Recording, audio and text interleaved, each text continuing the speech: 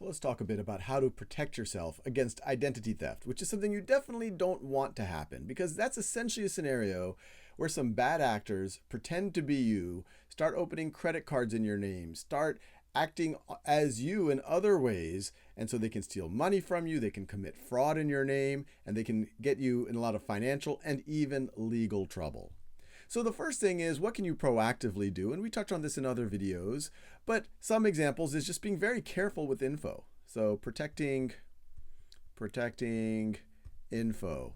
And the most sensitive info, this isn't a comprehensive list, but things like social security numbers, things like date of birth, things like passwords, of course, and of course having strong passwords. Very, very important. But also other personal information. For example, sometimes there's security questions like your mother's maiden name or the first car that you drove. And if people know those security questions, or the answers to them, they might be able to act as you on certain websites. So definitely be careful with this type of information. Sometimes you do have to share it with folks, but make sure that they are legitimate and make sure that they are protecting that information. When you're talking about online protection, and also things like sensitive documents, bills, etc., just don't throw them away willy-nilly, try to shred them, etc., so that someone can't just dig in your trash and get some of this information. Now, if you're online, probably the best safeguard you can have, above and beyond having strong passwords, is having what's known as two-factor authentication. Authentication is just a fancy word. Authentication is just a fancy way of proving you are who you say you are. Two-factor means it's not just a password. They might send you, say, a code over text or on email to make sure that you are who you are saying you are. And every now and then I get a text message, someone in some country is trying to access you, here's the passcode. I'm like, wow, somehow they got into an account of mine. Good thing I had two-factor authentication, because they're not going to be able to get in because they don't have my phone and they're not going to get that secret code for the password. But let's assume the worst case scenario. Somehow someone is able to fake your identity. What do you do in that circumstances, or what is there to protect you? Well, luckily, there are some federal laws already on the books to protect you. We have things like, let me make sure you can see that. We have things like the Identity Theft and Assumption Deterrence Act from 1998, which criminalizes identity theft and allows the Federal Trade Commission, and let me write this down because they are an important party here. So it allows the Federal Trade Commission to assist victims. And we'll talk in a second about how they actually go about assisting it. So don't even think about doing identity theft for someone else. And if we can catch folks, it is criminalized. Now, there's also the Fair Credit Reporting Act and this was passed in 1970. It gives you the right to access your credit reports. Now, why is that important? Well, if you look at your credit reports, you'll see if there's something shady going on. For example, if your credit all of a sudden falls, or if you see, wait, there's a credit card open in my name, I never opened that credit card, then you can take action.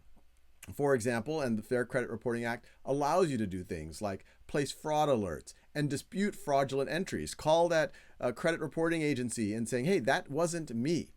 Now, if you start seeing that type of things, if you start seeing, hey, there's someone opening up a credit card in my name or has stolen my identity in some way, there's several things that you need to do.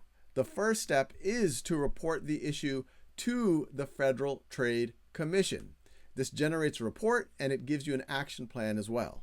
Now, once you do that, there's several things that will happen. You could have a fraud alert placed.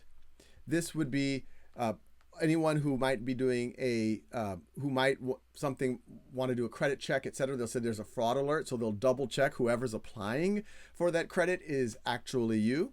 And then you could also have something called a credit freeze, where for the time being, until you get everything sorted out, the credit agencies aren't going to give a credit report to new inquiries. So it's going to be very hard for people to open up, say, new bank accounts or take a loan in your name. Now, above and beyond that, it is usually a good idea to file a police report. And this also protects you, because if people are spending money in your name so that you aren't going to be on the hook, you can say, look, I already talked to the police. There is some identity theft going on here. And at the state level, many states also offer issue things like identity theft passports. Because you could imagine, even though you have things like fraud alerts and credit freezes to make it hard for the bad actors to open up things in your name, you still need to do things in your name. And this identity theft passport is a way that you can prove that you are definitely who you say you are. So even though things might be, frictions are put in place for other folks, you can still act. So hopefully you never fall into this situation. Try to be proactive about it. But if you do, there are things you can do.